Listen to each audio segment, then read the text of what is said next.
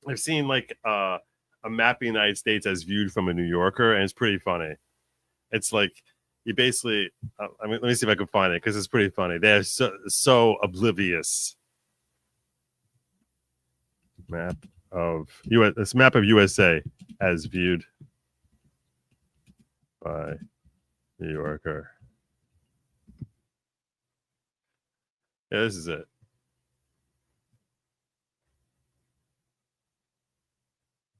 This from Funny or Die.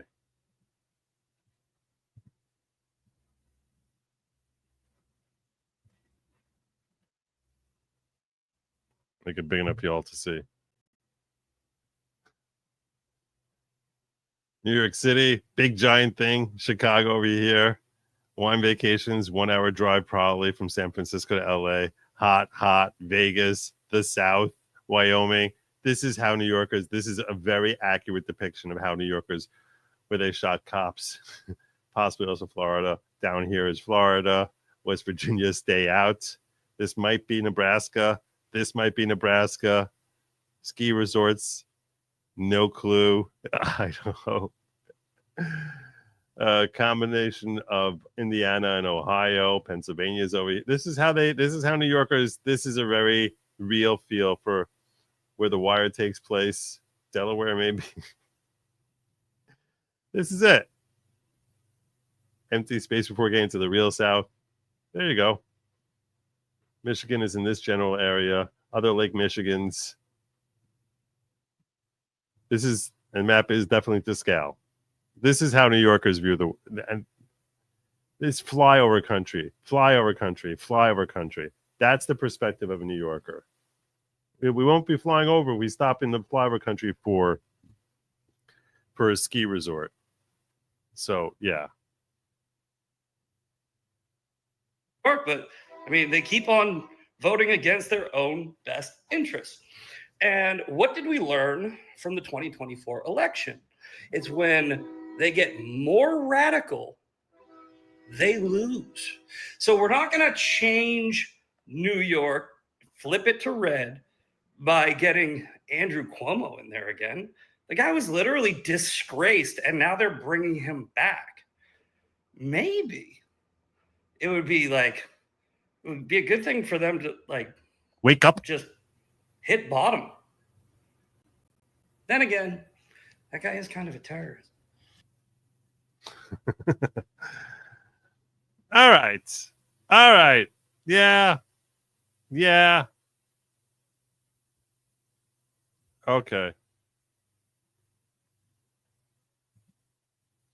We should look at the ranked choice voting that New Yorkers have done because they're stupid.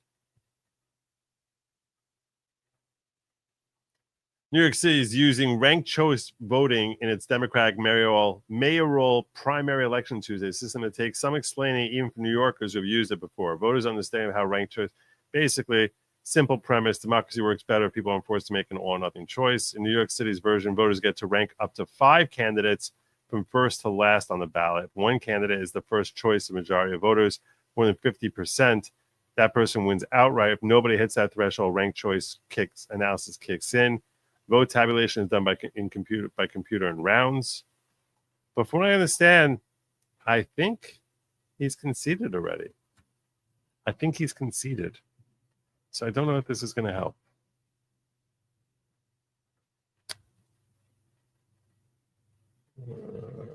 God, keep losing my thing here. You didn't even see. It doesn't matter. Doesn't matter. All right. I'm not doing the Yeti video. Not now. Maybe soon. I saw that video. And I thought about saving it myself. Decided not to.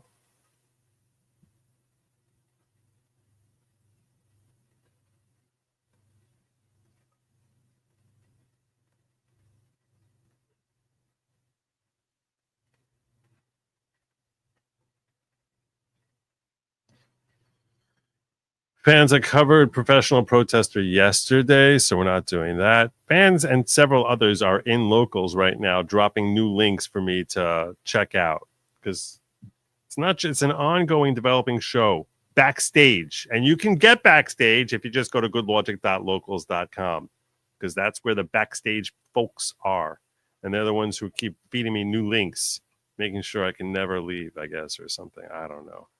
So yeah. I missed that drone strike thing that killed a worker. I'm not going to talk. It's too late. We're past that. We're past that. You got to move past that. You got to just accept it and move on. I missed it. Let's move on from there. All right. Let me do this. That's not where I want to be.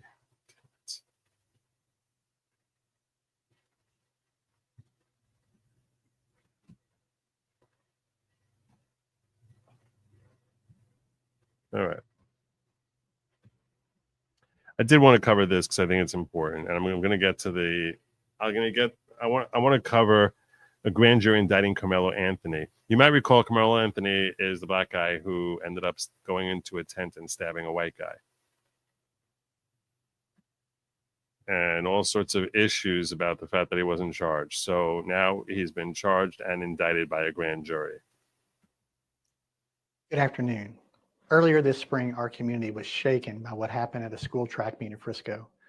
The violent loss of 17-year-old Austin Metcalf.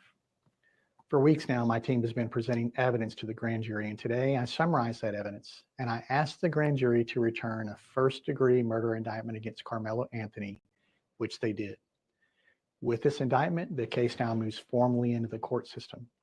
From this point forward, we'll continue doing our job both fully and fairly to pursue justice under the law.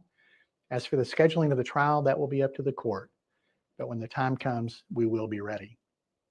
Now, we know that this case has struck a deep nerve here in Collin County and beyond.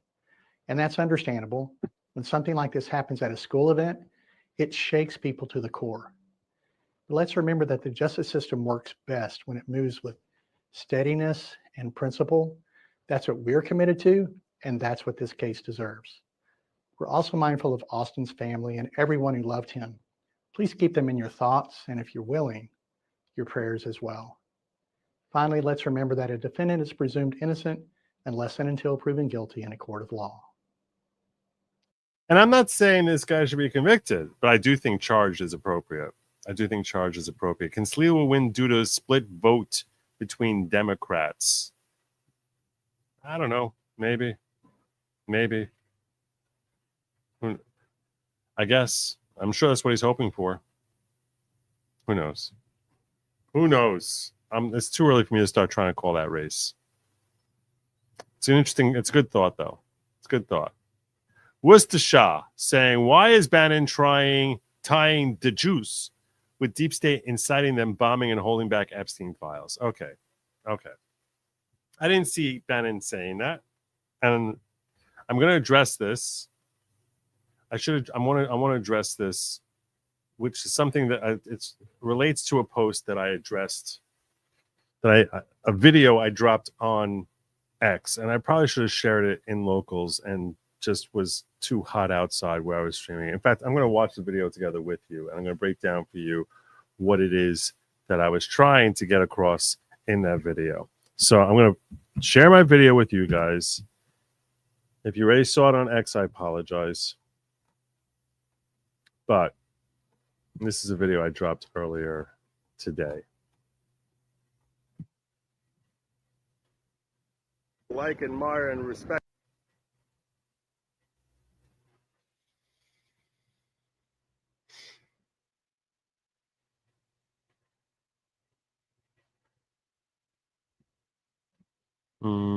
That's going to confuse me like that. Let's do it like this. I'm pretty sickened by a whole bunch of folks in my timeline, folks I like, admire, and respected for a long time, ignoring very obvious realities. And the arguments you hear back and forth is, I'm standing up for America first, you're for America last, or Israel first, or whatever, and you're calling me an anti-Semite. And then on the other side of it, you have, you're an anti-Semite, that's why you're against Israel, that's why you're against Bibi. And both sides are ridiculous and stupid.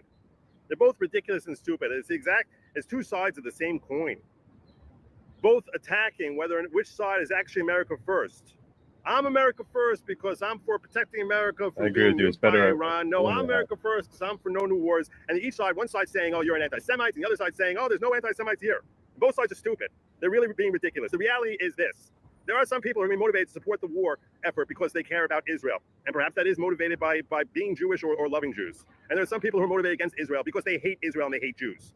And everyone just pretends that this is not an obvious reality, but it is. It's a very, very obvious reality. So when people start finger pointing with what is the essential ad hominem of I'm America first and you're not, which both sides seem to be claiming, you sound like a bunch of idiots. You sound like you're a bunch of fools. You're ignoring the folks who are in your camp. And there's a significant percentage in both. It's not a majority, and pretending it's a majority is part of the tragic mistake here. Pretending that anyone who's against supporting Israel must be an anti-Semite, you're an idiot if you believe that. The majority of folks who are against our support of Israel are generally motivated by an American first attitude. It's true. Most people who are supporting it are motivated by America first. And pretending that people who are supporting bombing Iran are motivated by something as anti-America first, you're an idiot also. Both sides are idiots. And I'm tired of hearing people I like and my respect being idiots.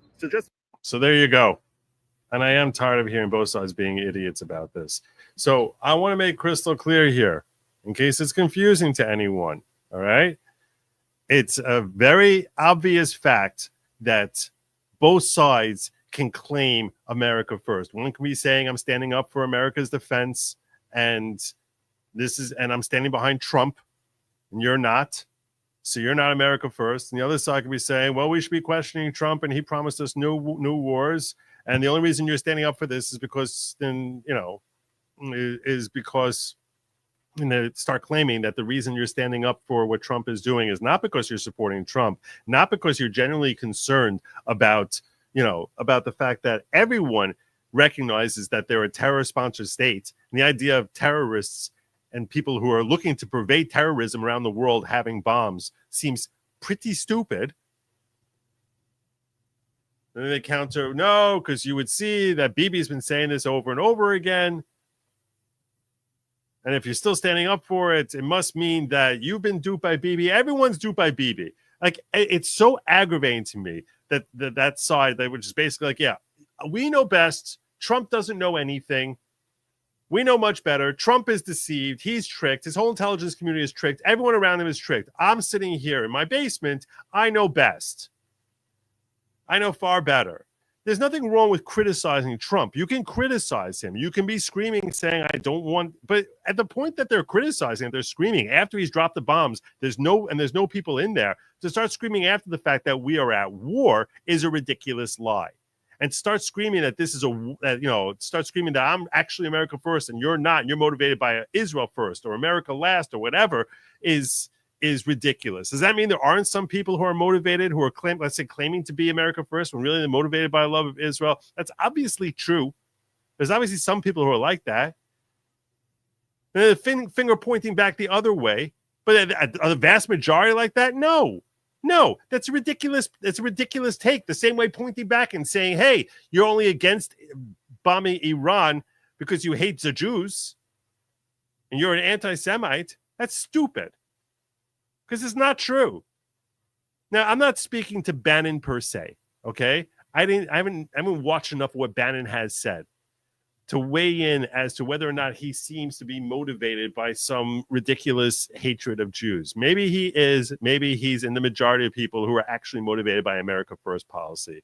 But I saw Laura Loomer going out there basically pointing fingers out. This person is anti-Semite. That person's an anti-Semite. I'm like, just stop it. Stop it. Stop it. It's stupid. It doesn't, and you're basically making the phrase anti-Semite as useless, and it's been made that way already, frankly, because of Jonathan Greenblatt. And you're making it useless, and it's wrong. It's inaccurate. So it's dumb. Instead of saying that, why don't you refute the arguments that they're making? At the same time, those people who are the doves, who are basically screaming, no, no, no, no new wars, no bombing, and no whatever, and screaming about that, claiming that people that this is Trump being twisted by Jews, you're an idiot. And that's bad faith also. Both sides are acting in bad faith. And even if you're not someone who's screaming that, to not recognize that in your camp there are folks who have ulterior motives, and they're not a tiny percentage. They're a minority, but they're not a tiny percentage. And you're just sitting there saying, like, I can't believe you're calling me an anti-Semite. Well, you know what? You happen to be standing alongside a whole bunch of anti-Semites. Or to sit there saying that, like, hey, I can't believe that you're accusing me of supporting Israel over America. You're standing amongst a bunch of people who likely would. So you need to sort of deal with that reality.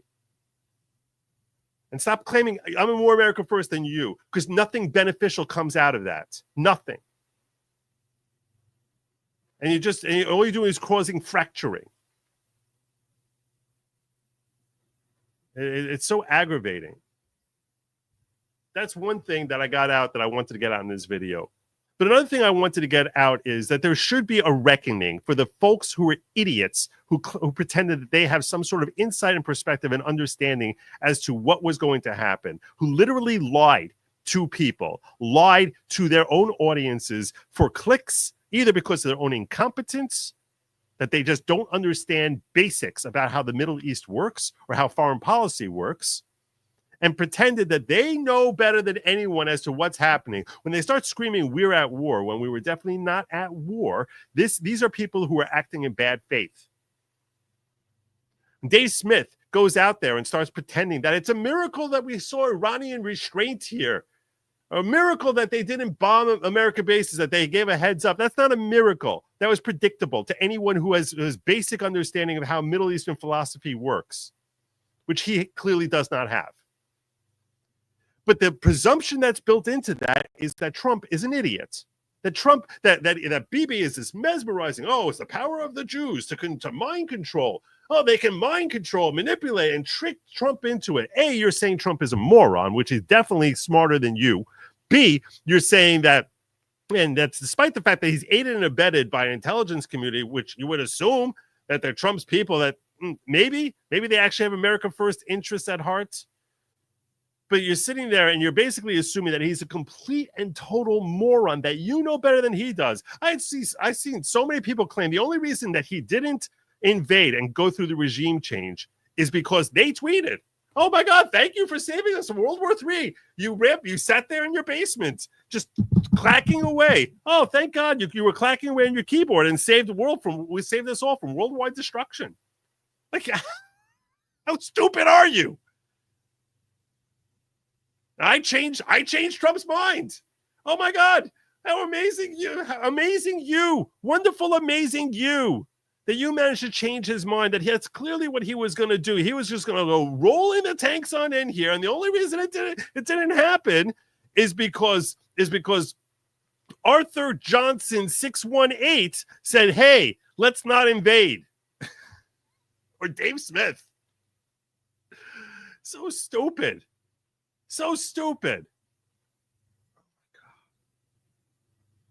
Trump says things like, I aced my exam, my cognitive exam, and I did better than you're sitting here taking every word that comes out of his mouth as if this is foreign policy. When he sits there and throws out there, did you think that we were going to be acquiring and invading Greenland also? Did you buy that one too? But somehow when it comes to figuring out the Middle East, everyone gets so easily confused. No one thought we were going to be invading Panama, but all of a sudden, all these people start getting so confused. Like, oh my gosh, must be that he's going to be rolling the tanks out. And thank God I was able to stop him with my very insightful and sharp, witty tweet. You're a joke. You're a joke. And that's why I'm saying that these people who pretend that they understand anything about how the Middle East works, look, you saw, I called it a day earlier. I called it a day before it happened, what was going to happen, what was likely to happen here, and what I was praying would actually come to fruition. Could things have gone sideways? Yes. they could have. But what I was predicting was not because I'm Nostradamus or I have some direct pipeline to God or DC or Trump or anything like that. I did that sitting here in my own little 4x4 and just sitting here and just analyzing based on history and what we've seen in the past from the Middle East and what we've seen from Trump and what we've seen from the way all these different parties have basically conducted themselves over the last 4 years, 10 years, 100 years. What seems like it's the most likely scenario to play out here? What is Trump likely hoping to happen here? And how would he respond in that scenario? And how is the Ayatollah likely to respond in this scenario based on what we've seen from him? But the people who are screaming that we're marching into World War III clearly couldn't spend 10 seconds doing that. But instead, they come out here as if I'm real America first and I'm going to stop Trump from going and invading. And oh my God, thank God the Iranians didn't strike us back. That's a miracle. A miracle of the Ayatollah's renowned restraint. He sounds so stupid. So dumb. Like so ignorant of just basic things as to how a Middle Eastern mindset works. You sit there from your Western perspectives and you just impute that as to like, what would I do in that scenario? And I can't believe he didn't do what I would have done. Idiots. And then you come out there professing like you're some sort of expert. God, it's infuriating. And after he brokers peace, and after he shows we're not going further here, we're not invading, our troops are not going to be in harm's way, the arrogance to basically sit there with another equally stupid take as to why it is things unfolded the way they did. I'm sorry. It's embarrassing. It's embarrassing. And no one seems, people are just afraid of calling him out. I don't know. And I'm not talking individually about Dave Smith. There's a lot of Dave Smiths out there, unfortunately. Now, I don't want to sit here labeling and saying this person's motivated because they have some sort of thing where they love typing like little hat or whatever. There are some folks like that. I'm not accusing Dave Smith or any other individual that that's their motivation because I can't look into their heart. I don't know. But I do know that some folks out there, and it's not 2%. It's well shy of 50%, but it's a lot more than 2%, are motivated by ulterior motives on both sides. And that you're not cognizant of that you just seem to ignore that or be accepting of it and just pretend that like, oh, this is what people feel, or to question why it is that people might start raising eyebrows as to like, you seem to be really fixated about Israel here. And you start pretending, oh, I can't believe you're calling me an anti-Semite. That's what they always do. Well, you're starting to sound adjacent. You need to recognize who your company is. And there are a lot of people who raise questions and were fighting against any further invasion in 100% good faith. 100% America first. 100% no new wars. And I don't care whether it's a friend to Israel, and you're totally fine for questioning Bibi. You're totally fine for questioning Israel. You're totally fine for questioning the nature of our alliance and whether or not this is beneficial. All of that is perfectly natural and normal. All of that is perfectly healthy. All of that is perfectly American. All of that is perfectly appropriate. When you start mischaracterizing the nature of the conflict, you start mischaracterizing the nature of the relationship and start saying that you know best when you have no evidence of that, and there's plenty of evidence that directly refutes it, and you sit there saying, reaching conclusions, which you know that there are going to be certain groups of people out there who are going to be salivating to hear that. I'm sorry, you're irresponsible at best, and a hazard to the betterment of America at worst. And to have no accountability after the fact when you're even proven to be wrong and just pretend that you were right is even more shameful. It's far more shameful. And that's all I have to say about that. I never heard of a Jew say that if you criticize Israel, you're an anti-Semite. The only people who allege that are, in fact, Jew haters. Laura Loomer was screaming at, I don't know, everyone being an anti-Semite today. I was just like, what do you, just stop it. I saw her do that and I was just like, just stop it. I was very annoyed. I literally replied to her, stop it. Because it was dumb.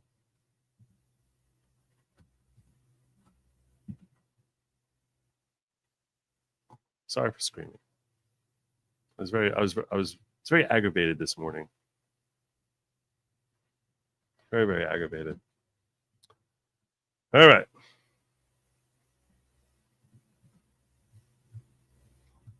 Let me talk about happy stuff. Let me talk about some happier stuff.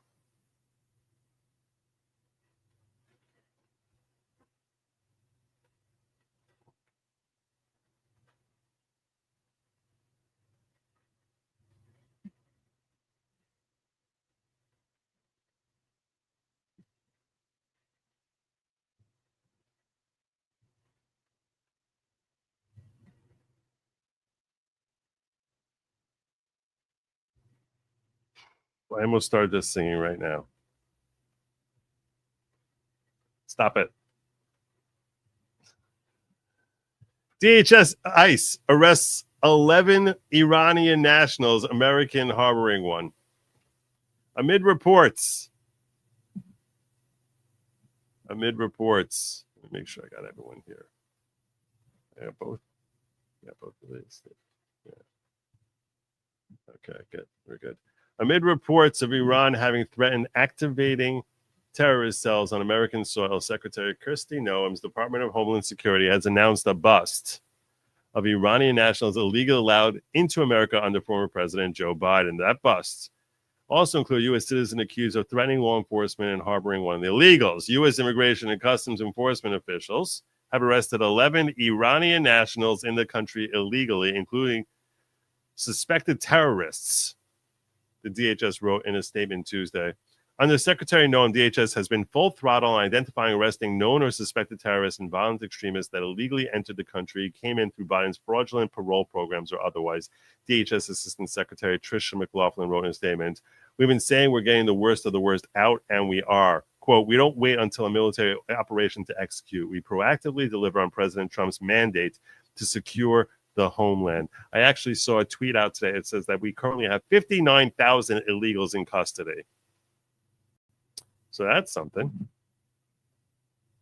Among those arrested over threats, ties to Islamic Republic Revolutionary Guard Corps, or suspected terrorists, according to DHS release, we have Ribvar Karimi in Locust, Alabama. Karimi reportedly served as an Iranian army sniper from 2018 to 2021. At the time of his arrest, in his possession, he had an Islamic Republic of Iran Army identification card. You have Lynette Vartanian, a U.S. citizen, threatened a law enforcement officer and was harboring one of the illegal aliens, saying she would shoot ICE officers in the head. You should deport her with them. But you can't do that. We'll throw her in jail instead.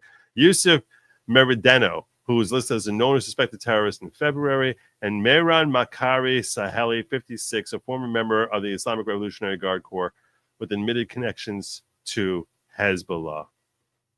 Well done indeed. I even have for you footage of ICE going out there and doing what they do best, because you need the footage in order to fully appreciate it.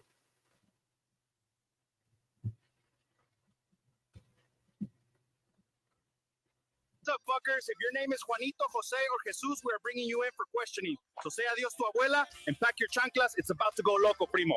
This is our 7th home raid today. We got Juan and his primo, also named Juan. Dios mío, es una invasión de Juanitos. Hey, papitos, who wants some free modelos y dinero? Gets them every time, boys. We're catching illegals like Pokemon. Gotta detain them all. Yo, we out here snatching up more Jose's than a Dominican softball league. Say, what's up, Woody? What's up, gang? Bro, I swear one of y'all smell like hot Goya beans and expired Fabuloso. Undocumented and thick? That's crazy, because this pipe don't discriminate, mommy. Ya tú sabes. Ay, Dios mío. What's up, fuckers? If your name is Juanito, There you go. Jose- There you go. Okay, I don't really get the last part there, but that went over my head. But yeah, that was pretty good. It's pretty good. There you go. So we got a little thing there of ICE doing their thing, being their iciest. I'm sharing with you stuff that I got from my locals. This is what locals is giving me at goodlogic.locals.com. Here is JD Vance doing his JD Vanciest. Trust me, In Washington, D.C., they have this thing where I think it means we're number one in Washington, D.C., but all the pink-haired people throw up this sign. And I think, that means we're number one, right? I choose to take that as that symbol in Washington. But all kidding aside, trust me. He's cute. He's amusing. He's amusing. He's got a little bit of sense of humor there. Edwin Jones hit me with 60. God bless you. Happy birthday, Joe. Thank you. Thank you kindly. I appreciate that. Appreciate that very, very much. It is actually officially my birthday too right now. Look at that. It is my birthday now. See, I said I wasn't going to be streaming on my birthday, and here I am. Here I am. Sweet. Sweet. What do we got here? What did Zellian give me here? Oh, this one we got.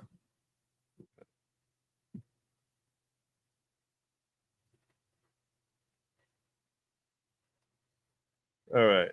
The other thing they wanted me to share with you is this. Thousands of worshipers in the Philippines. I'm probably going to end up talking about Murphy a little bit. There's going to be some law stuff, just to remind everyone that I am still a lawyer.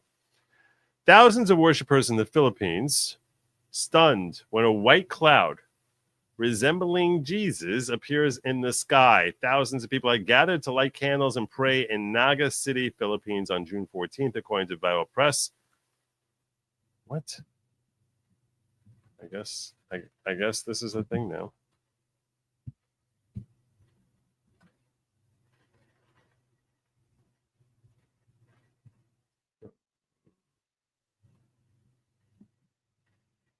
The moment happened above a mass gathering near the Basilica Minor of Our Lady of Penafrancia earlier that morning. Skies were dark and heavy. It looked like it was about to rain any moment, but as the mass progressed, the weather held back. Then came a powerful moment, said one attendee, according to the outlet. So cool. There we go. Look at that.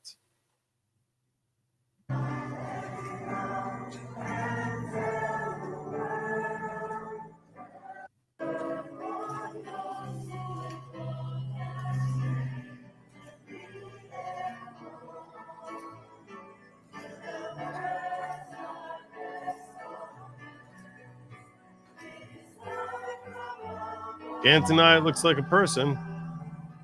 They're not going to say it looks like a duck. I get where they take that from. So there you go. All right. I don't know. You can make of that what you would like. I'm just sharing the news. You make of that what you think is appropriate. Joe, I'm sure you get a ton of DMs, but I sent you a police officer's deposition I think really needs to go viral. Hope you can check it out. I do get some DMs sometimes. It does happen. I think I noticed that. Speaking of which, I just pulled up my DMs. I know I told you all I was going to have Clinton Russell on here, Liberty Lockdown. And you might have noticed that he hasn't been here yet. That may have crossed. I'm going to check for that piano Dean right now. But here is the link that you share with me. How long a deposition is it? It's 37 minutes. That's very long. This is the video he shared with me here. Oh my. I'll come back to that in a second. But this is what he shared with me here. It's a video deposition of Sergeant Joffrian.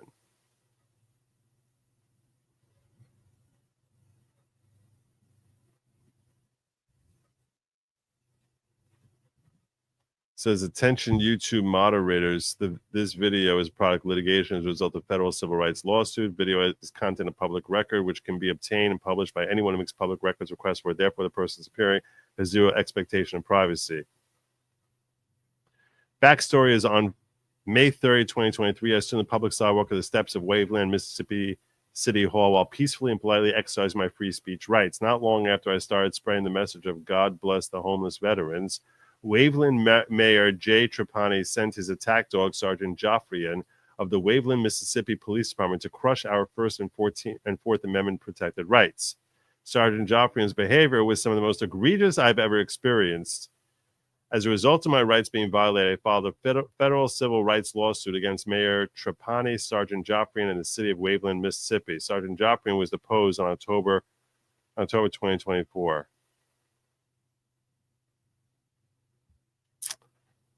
It could be interesting, but I'm definitely not spending 37 minutes watching this. I can't do that. Perhaps something I would do on locals. I would have to pre-screen it first, but I'm not going to be doing that. I'm definitely going to do it tonight, and it's not the sort of thing I likely do on a standard episode of following program. Just as a heads up, just because it's not a story that enough people who are watching are familiar with.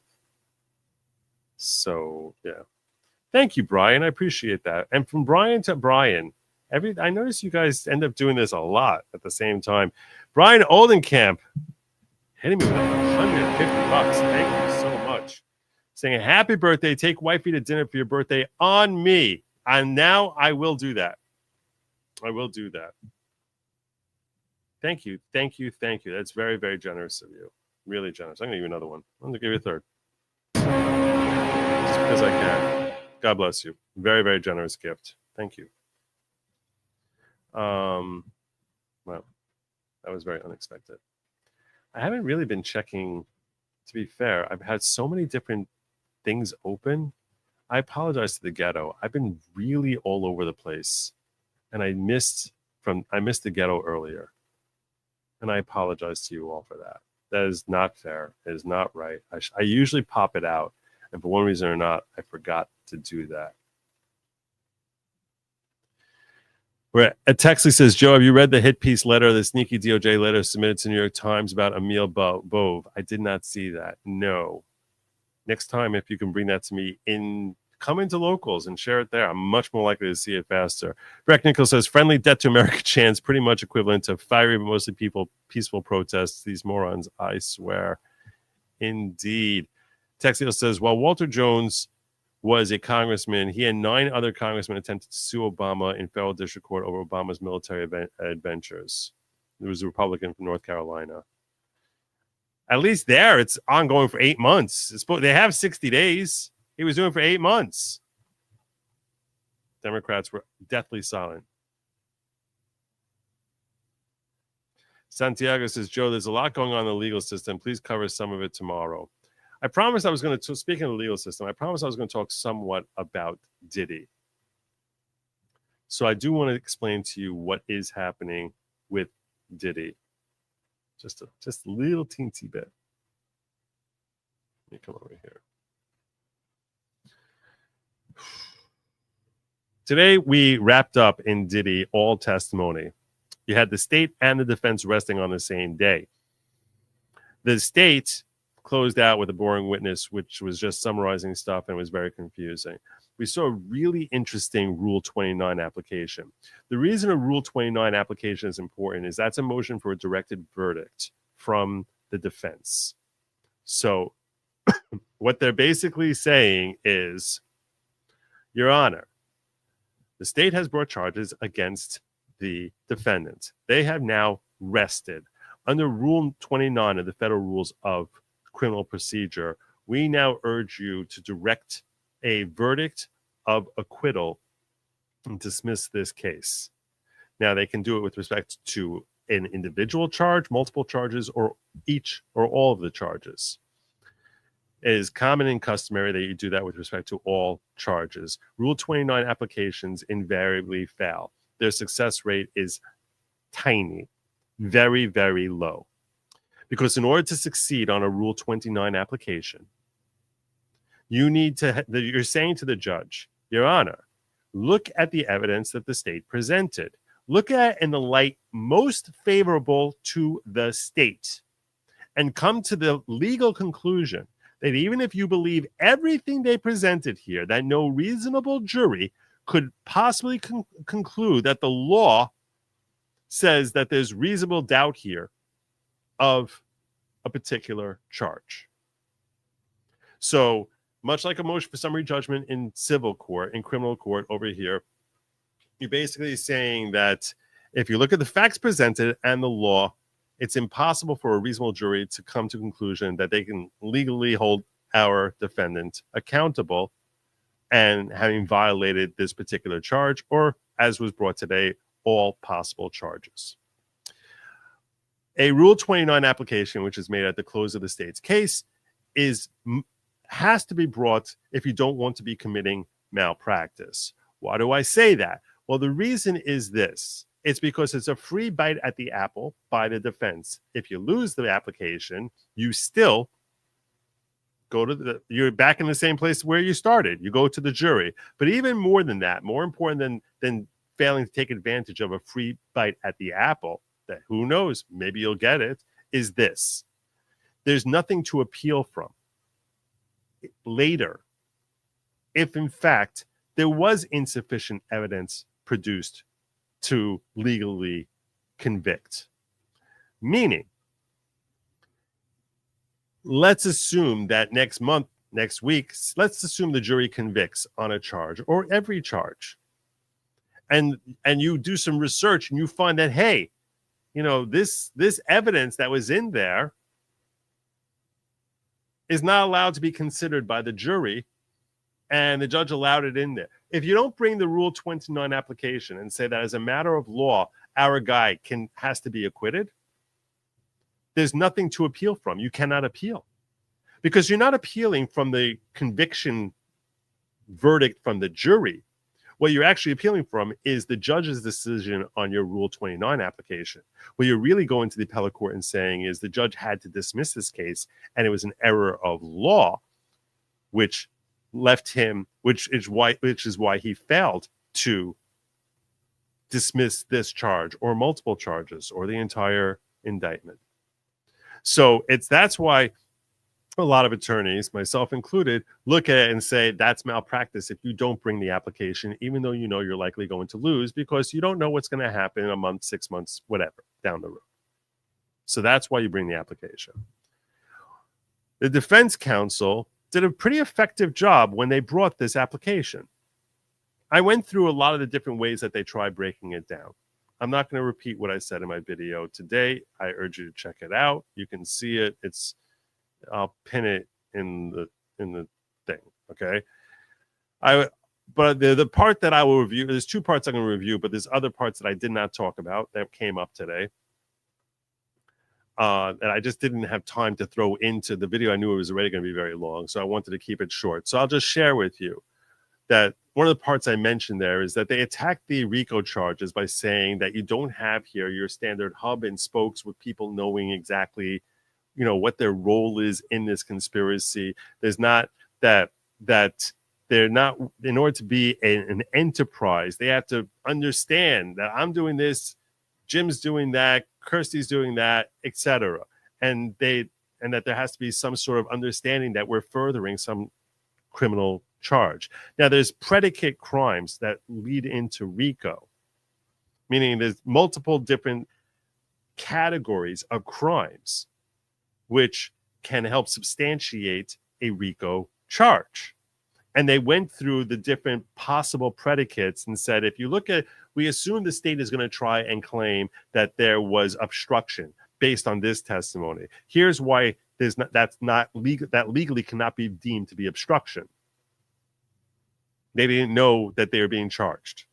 We assume they're going to try and say that there was kidnapping. This part I didn't mention in the video. There's 3 different potential incidents which you can refer to as potentially being kidnapping. There's an incident where Cassie, after she was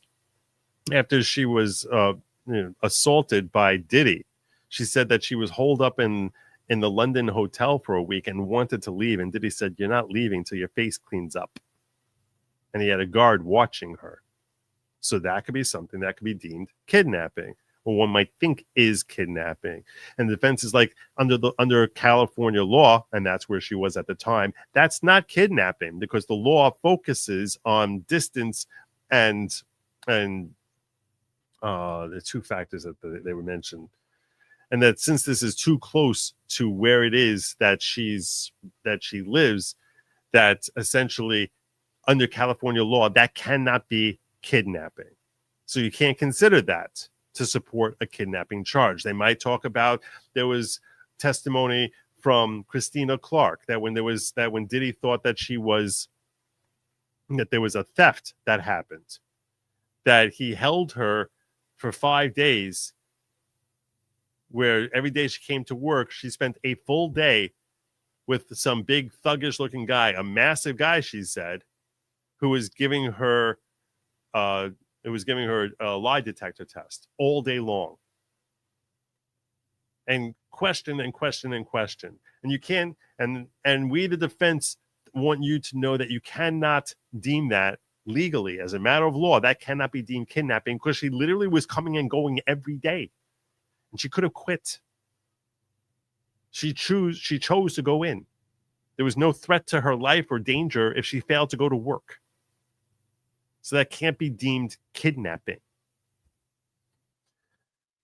There was a third incident with respect to potential kidnapping. Oh, yeah, the whole incident with Mia, where Mia said that the Kid Cudi thing. Oh, they left out Mia. They left that out altogether, which I think it was a tell. It was a tell. Not that they want the judge to believe that Mia's story, where Mia says that on the day of the Kid Cudi thing, when Diddy was going nuts, that Mia says that she was forced by Diddy to go driving around looking for Kid Cudi and Cassie and try and lure them out while saying, they're not letting me go until you come. And she alleges at gunpoint. So the defense kind of bypassed the whole Mia part of it, and they instead focused on 3 other potential kidnapping incidents. But so that's a little bit of a hole there. That's a hole that they've got, because that could substantiate kidnapping. And then you also have drug trafficking, which it was pretty weak. But they're basically saying, well, you can't. Then the arson thing, there's no proof that he was there, that he knew anything about it. They said the same thing about the kidnapping on the lie detector test. There's no proof that Diddy knew what was happening there. There's no allegation that he knew. So that's how they were trying to basically bring down the RICO charges. The other thing I'll share with you is that with respect to the trafficking charges, that they were saying you cannot establish that he had mens rea, that he was committing a crime here, or that he was forcing these women to do anything. And you cannot establish mens rea, which is a fancy Latin term which means intent, meaning even if Cassie felt forced to engage in being trafficked, even if Jane felt forced because of financial reasons or other reasons. Now, with Jane, you really primarily have financial reasons or fraud in the inducement. She's like, he promised to take me to Turks and Caicos and he didn't take me. You could see how seriously I take that claim. Yeah, that's not a valid basis. That's girlfriend spat. And you can't hold someone liable as fraud just because, they make plans and it doesn't work out. If not, everyone's committed fraud. So, but the point they really fixated on was the mens rea, and saying it's not a matter whether Jane felt forced. It's not a matter whether Cassie felt forced. He cannot be held liable for trafficking unless Diddy himself is aware that they felt forced. And there's all these different admissions from them that they were telling him over and over and over again how much they enjoyed him. They enjoyed these twisted encounters. Not that that's language that was used, but they said, this unusual encounters and all that, on all the freakiness that was going on there, and being very explicit in things that they would enjoy in text messages to Diddy about things that they would enjoy doing. So he said, you have to look at it and put yourself in his shoes here and say, how can he know that they're feeling forced? How can he possibly know that? Now, I think that claim is a lot stronger on Jane than it is on Cassie.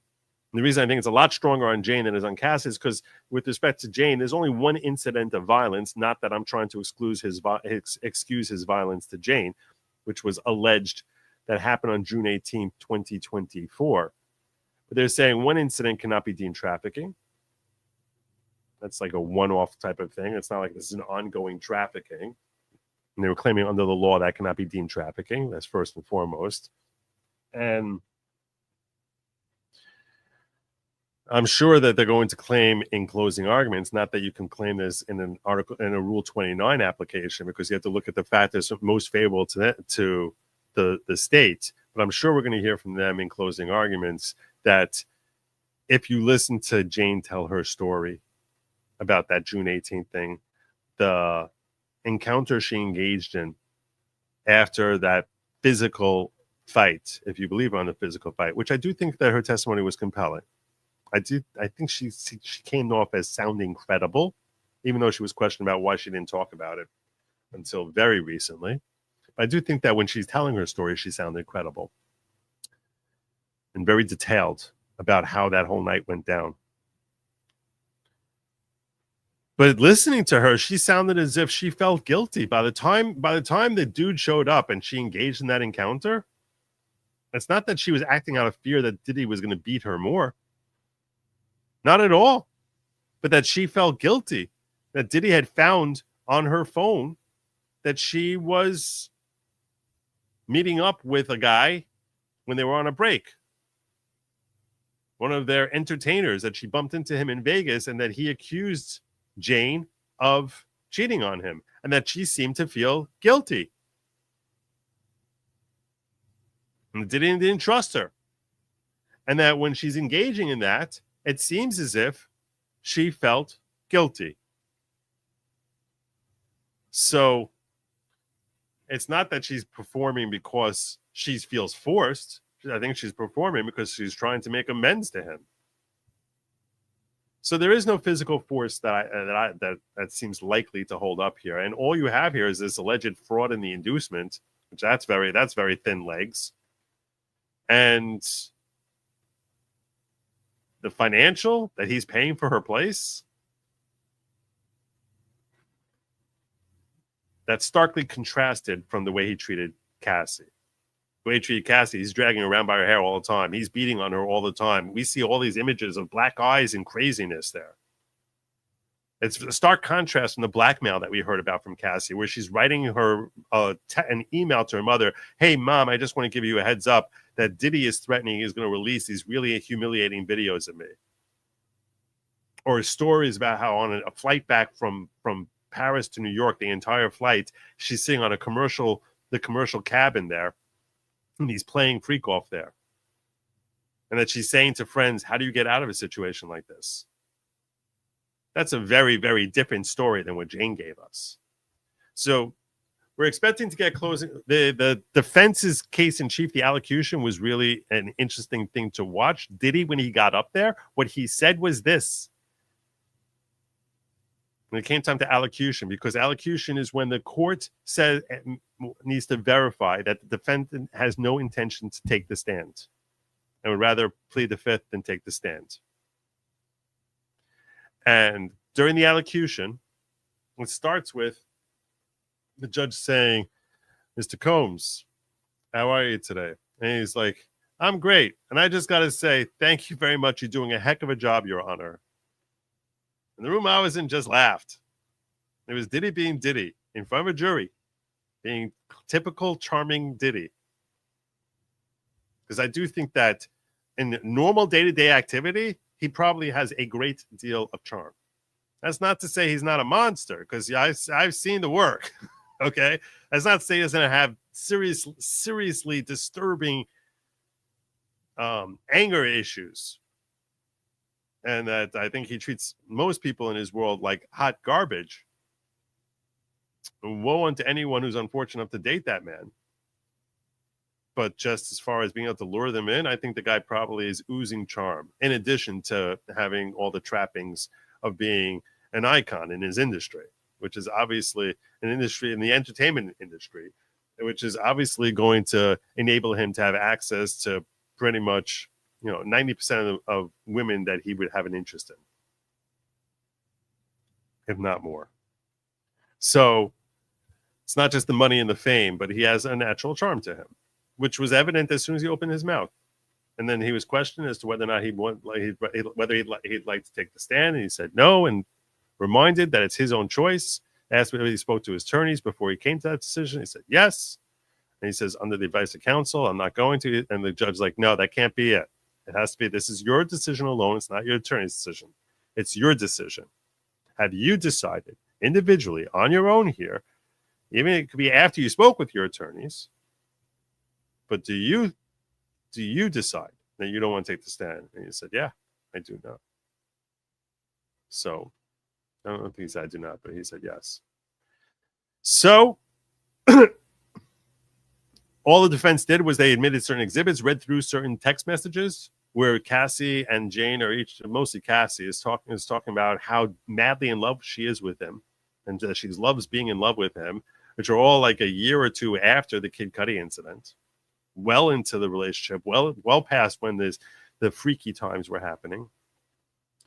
And also, and this was all admitted under stipulation of an agreement by the state with the defense, and it was all just read out by defense counsel. It was admitted and then read out by defense counsel with no witnesses being called. She also read out that under the stipulation, they agree that Christina Clark met with police officers on the following dates, and listing off 30 dates, and that she didn't bring up this incident until some date in the middle there. And that Mia and that Jane had all these meetings, and she didn't bring up the June 18th incident until 2 months ago. And the reason they want that in there is clearly because they want the jury to question the legitimacy of those stories. And then they rested. Judge asked the state if they had any rebuttal. They said no. And they said, okay, we have a day off tomorrow. There's no trial tomorrow. Happy birthday to me. And we'll be back here on Thursday for 8 hours of oral arguments, and that there's going to be 4 hours apiece, 4 hours each side. That is a big mistake by Judge Subramanian. He should have limited them, in my opinion, to 3 hours. So you each can cap it in there within 3 hours. He did not do that. He said, I'll give you whatever time you want. How much time do you want? He said, we're going to go with 4 hours apiece. He said, okay. 8 hours. I don't know I doubt I'm going to sit through all of that.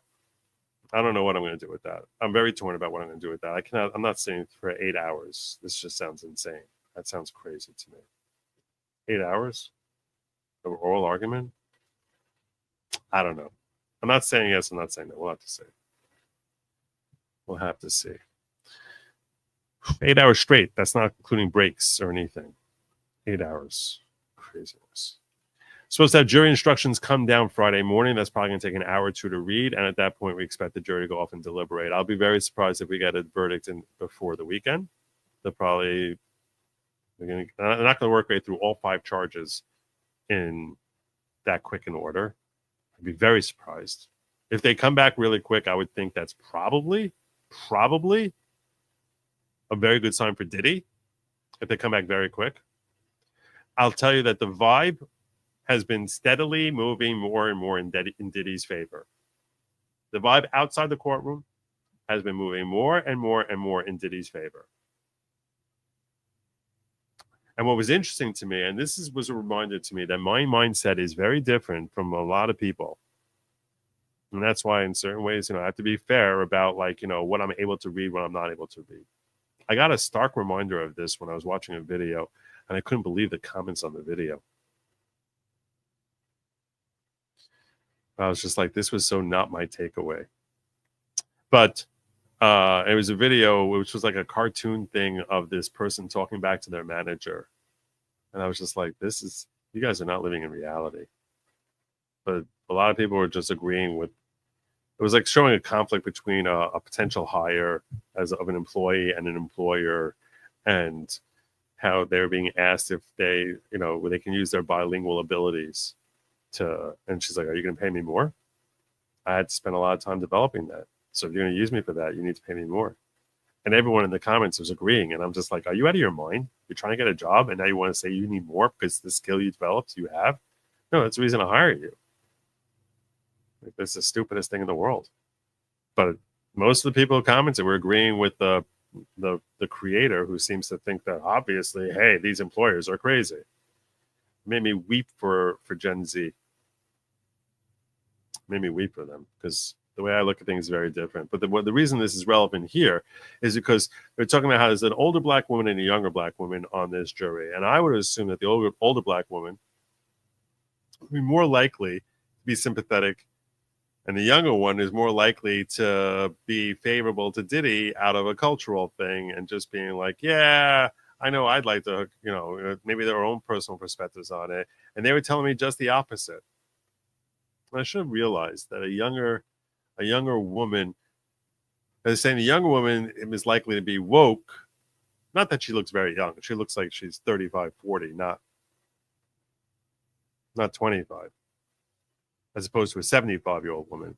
But this black guy who's online talking to me, he's like, that older woman looks like my mother, and I know that my mother would be saying, these girls knew what they were signing up for. They knew what they were getting into when they started that.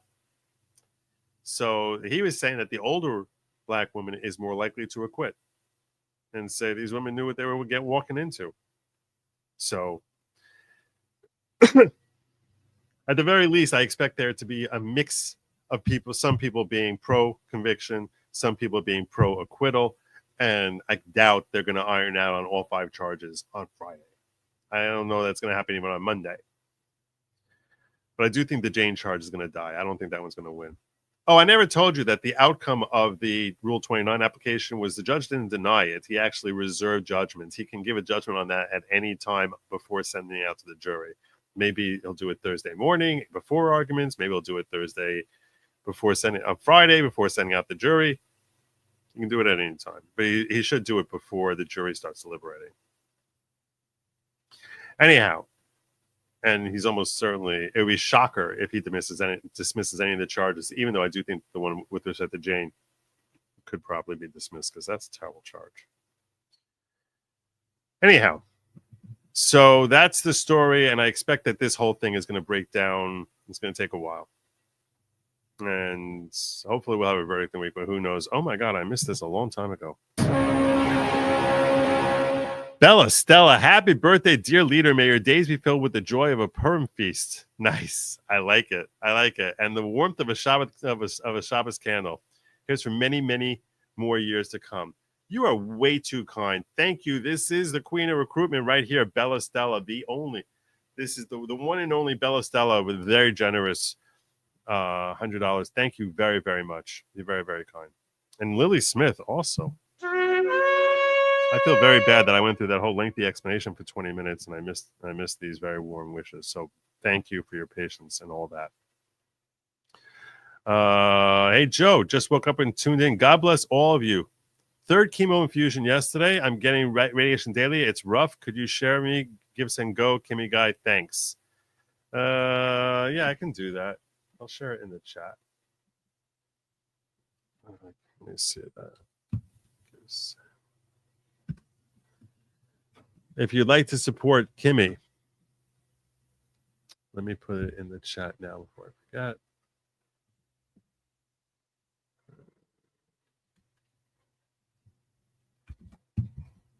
Who is literally fighting for her life. And I pray and I'm very confident that she's going to be successful here, but she's dealing with bills and all that other stuff, as one would imagine.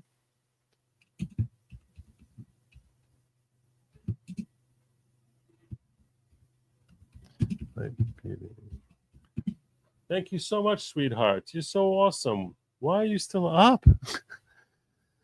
Why are you still up? Oh. What did you say? What did you say? Oh, okay. Night, sweetheart. I love you.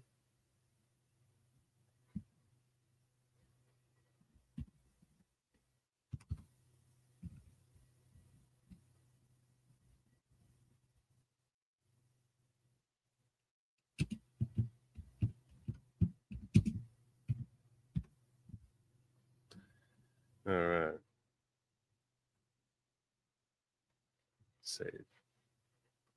I'll put this in. I'll pin this. So, I'll put this here.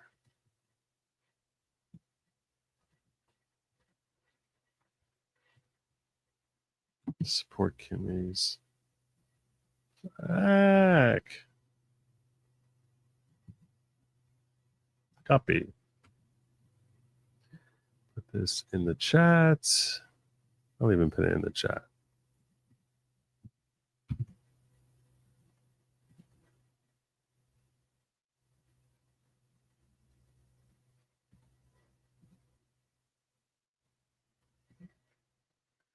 And we'll put this in Rumble as well.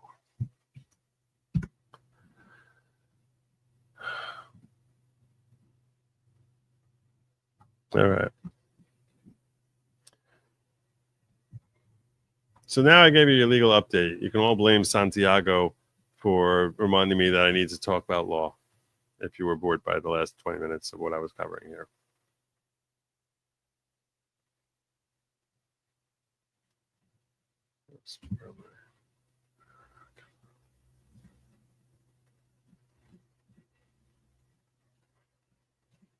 I know I lost it. I totally lost it. Yeah, there it is. Give me Joe. I think they're keeping listening. I think they keep listening to Nick Fuentes. He's definitely an anti. Yeah, okay. I'll give you on Nick Fuentes. Remember for 20 months. God bless you.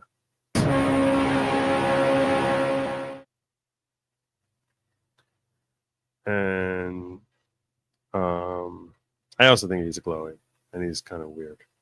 But if you like me, New York Mayor, free soda machines. Nice. Bam running. God bless you. To the birthday boy. Happy birthday to you. Happy birthday to you. Dot, dot, dot, dot, dot, dot, dot, dot. That's an inside joke. All right.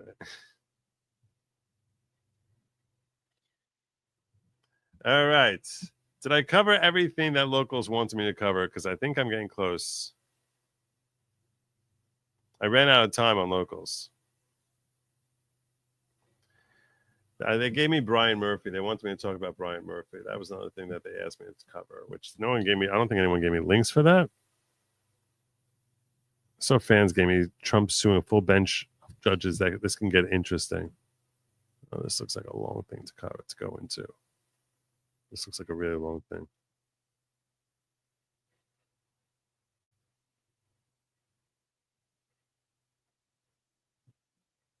Okay, this is weird.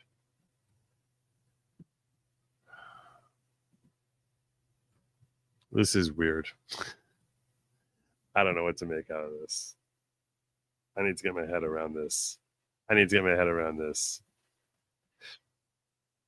Justin, never seen this before. The Justice Department is suing the entire federal district court bench in Maryland over a standing order requiring an automatic 2-day stay in habeas cases. I assume they went straight to the Fourth Department, to the Fourth Circuit. United States District Court for the District of Maryland? Really? I would think you would go to, how long is this? 22 pages? I'm not doing 22 pages now. This looks like a good thing for me to cover on locals. This looks like a really good thing for me to cover on locals. Yeah, I think this is a locals. Maybe tomorrow. I'll see if I can try to do this on locals tomorrow. I'll try to look it over first.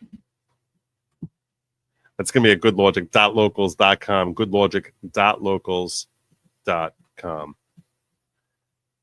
I like it. I'm going to bookmark it so I can find it. And yeah, but that's not going to be for tonight. That's too much. You're giving me too much, fans. It's too much. All right, let's talk about Brian Murphy. I know you all expect me to rant about this. Is it Brian Murphy? Is that his name?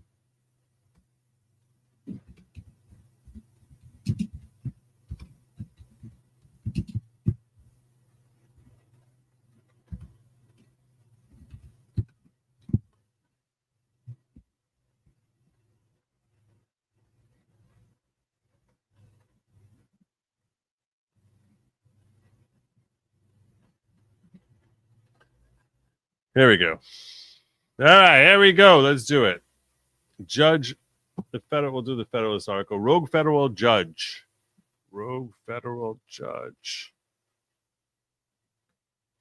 Openly defies Supreme Court ruling on deportations of violent criminal illegals. Federal judge issued an order late Monday night claiming an earlier ruling from the Supreme Court that permitted deportations to continue is irrelevant. 6 months after Judge Brian E. Murphy was nominated by then-President Joe Biden, confirmed by the Senate during the last few weeks of Democrats' control, he issued an order, meaning he hasn't been there for a year. And this is what he wrote.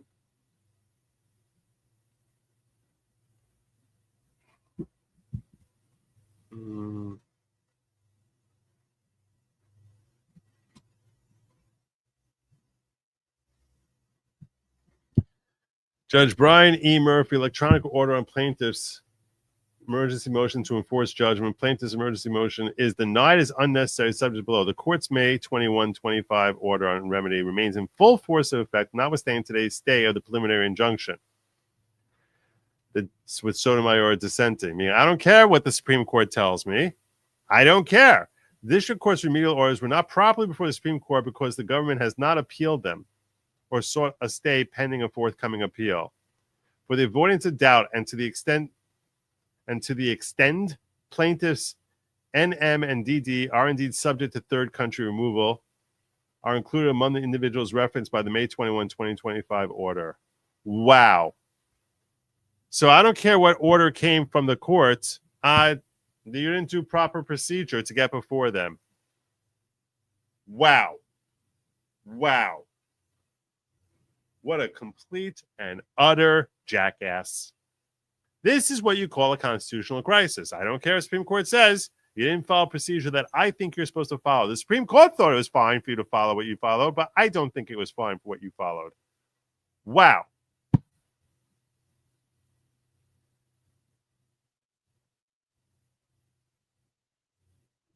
Unbelievable.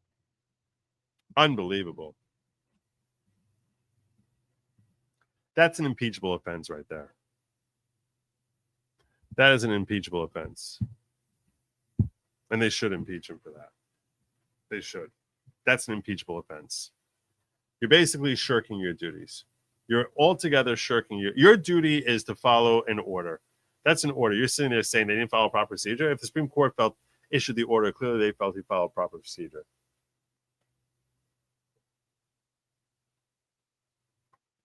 And shame on any Democrat who votes against this. Shame on them. Because they're basically supporting an uprising by the lower courts that they can just willy-nilly decide to disregard the Supreme Court.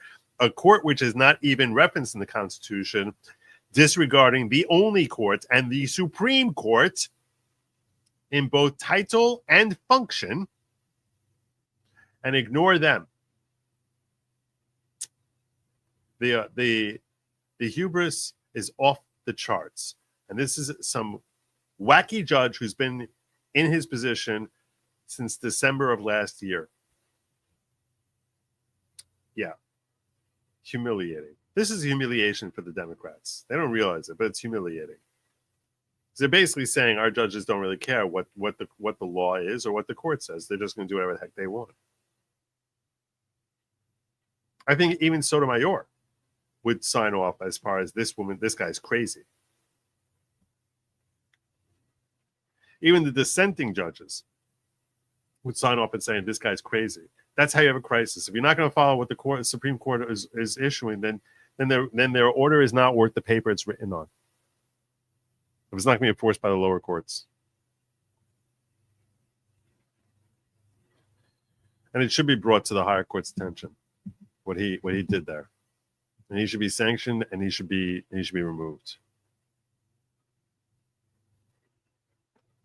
The rogue ruling came just hours after the Supreme Court agreed 6-3 the Trump administration, at least temporarily, can deport illegal aliens.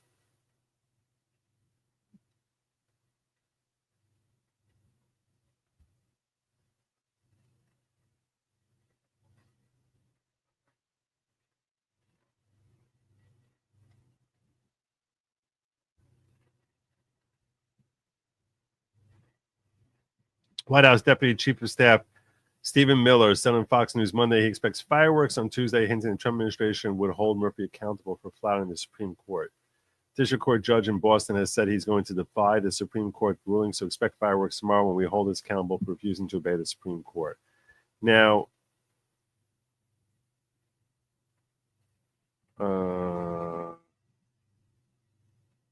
has there been an update on this?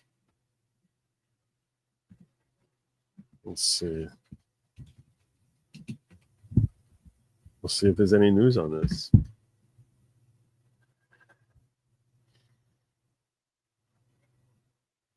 This left-wing radical.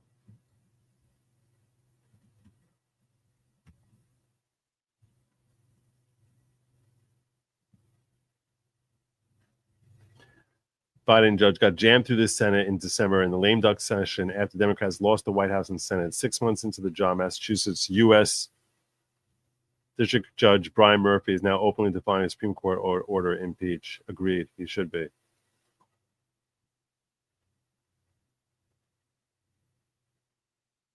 If they don't punish this guy, the institution is basically just making it a further and further joke.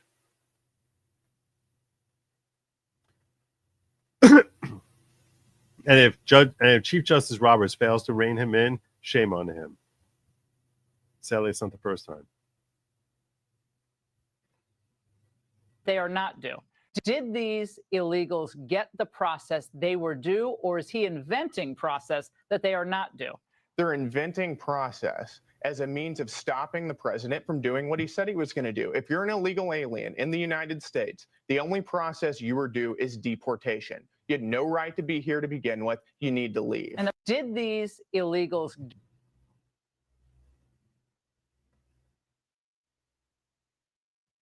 Oh, so this is what we got. New Trump DOJ asks SCOTUS for clarification on Judge Brian Murphy's unprecedented defiance of this court's authority related to Murphy's order last night to ignore SCOTUS' hold on his ban on deporting illegals to third countries.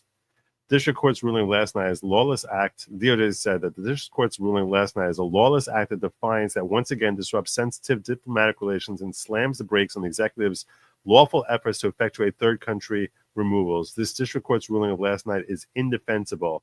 Trump DOJ also suggests SCOTUS should pre-approve any future injunctions issued in the case and/or reassign the matter to a different judge.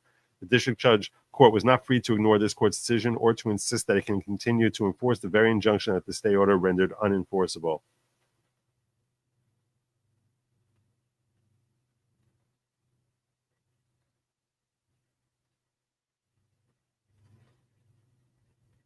So that was 13 hours ago.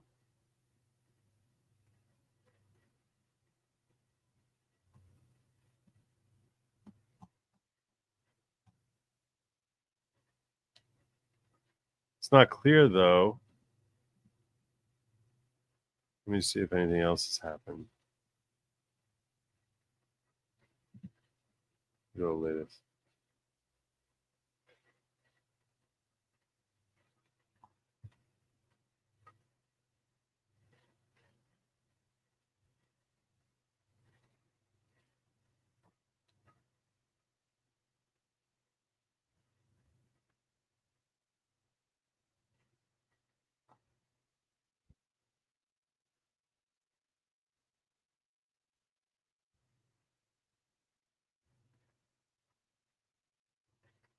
No, I wouldn't call that fireworks.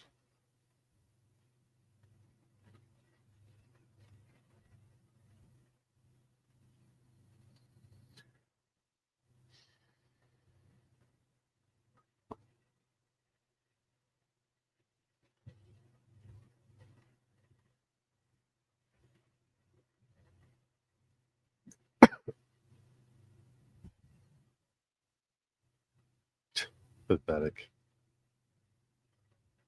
What?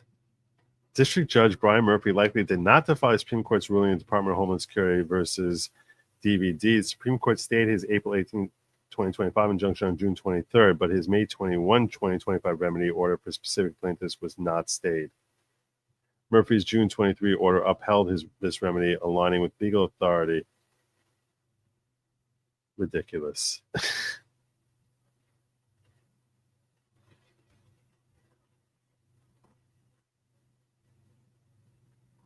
Ridiculous.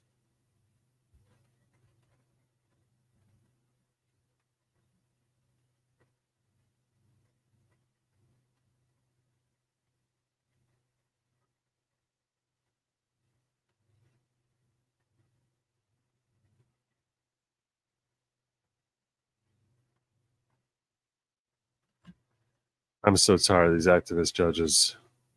I'm so tired. Can they remove his law license and sanction? Don't trust the Congress to impeach. Law license is, first of all, even if his law license is removed, technically, I don't even know if that would. I don't know if you need a law license in order to be a federal judge. Do you need to have a law license? Just wondering about that. I've never looked up whether or not you need to. That technically, anyone can be named a judge.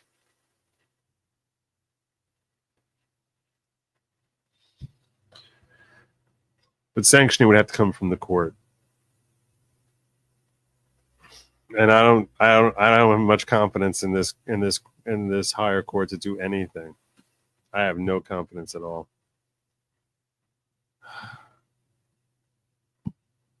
Pathetic.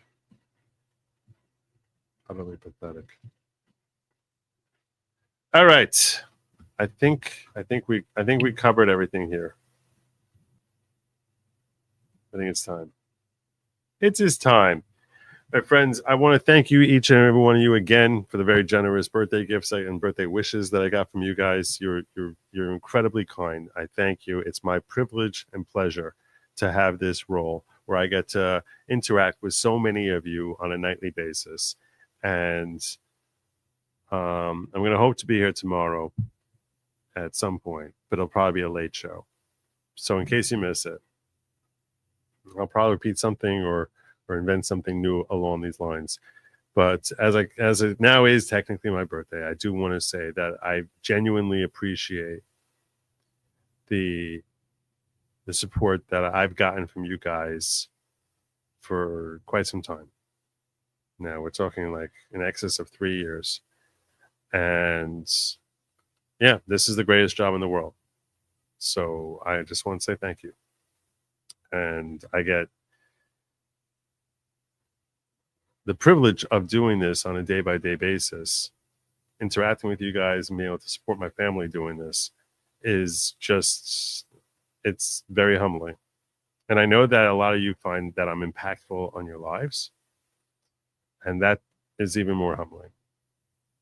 So I just wanted to express my gratitude to you for your support, and my gratitude to God for his hand in enabling me to hit enough of the algorithm to survive and make sure he takes care of me on a day-by-day, minute-by-minute basis.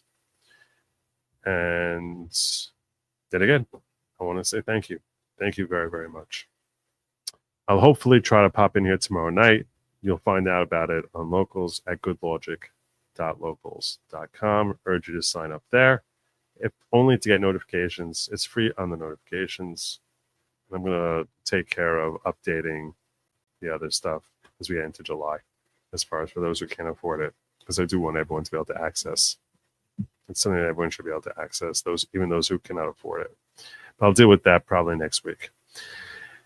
Thank you very much. No let me, right? You know that, right? That's they, them. It's definitely not you territory. And do not eat the bugs. Don't do it. Don't eat the bugs. Good night, everyone. Oh, wait. What did I miss? Did I miss? I can't. Did I make sure I didn't miss anything over here? Bill Dozer, thank you for rating the stream. Phew. That was close. That was very, very close. All right. Good night, everyone. Godspeed.